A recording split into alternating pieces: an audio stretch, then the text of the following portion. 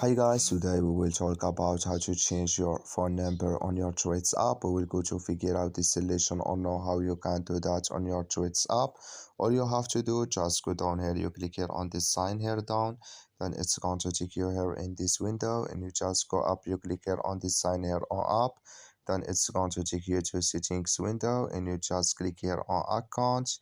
Then you come to account window, you just click here on personal information, and it's going to take you to next window here.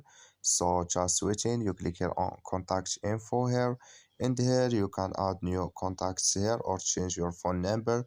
Just click, and here can you add phone number, you just click here and add your phone number here, and it's going to change to on your Instagram, and you click here on next, and it's going, when you add your number you click here on next, and it's going to add with you on your Threads app.